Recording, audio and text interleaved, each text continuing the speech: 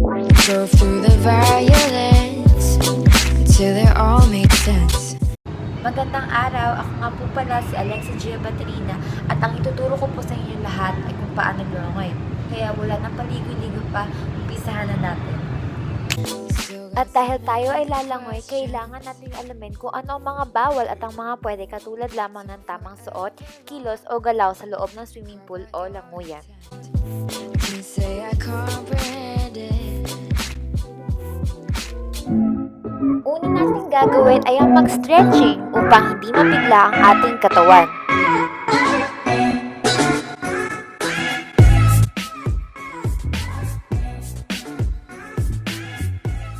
Ang unang-una nating gagawin sa paglalangoy ay ang tinatawag nating streamline o di kaya pagdiretso ng ating mga katawan sa pagsimpleng ipagdidikit natin ang ating mga kamay at paa upang hindi tayo lumubog o malunod sa pool.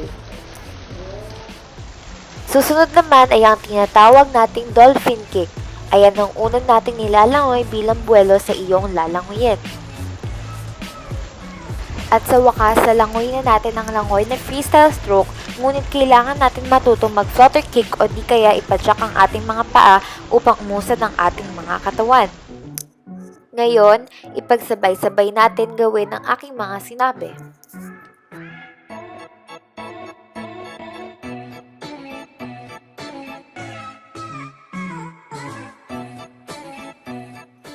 Sa nakikita nyo, ako ay kumakampay upang makatulong sa pag-usad ng aking katawan. Ngunit kailangan natin ibaluktot ang ating mga siko upang hindi tayo mahirapan kumampay. Upang makita nyo sa ilalim ng tubig, may papakita ko sa inyong video. Ito ang tinatawag na freestyle stroke.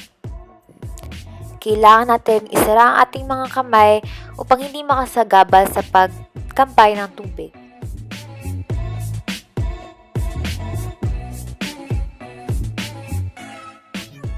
Kailangan natin ipadyak ang ating mga paa habang tayo ay lumalangoy palagi.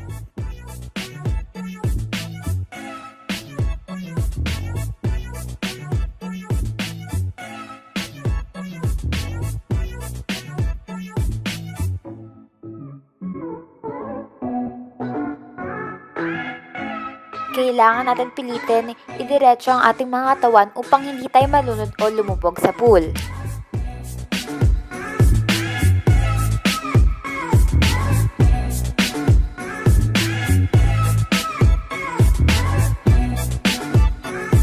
At dun po nagtatapos ang pagtuturo ko sa paglalangoy. Sana po ay madami kayong tutunan. Ako nga po pala ulit si Alexa Gia. Hanggang sa susunod, paalam!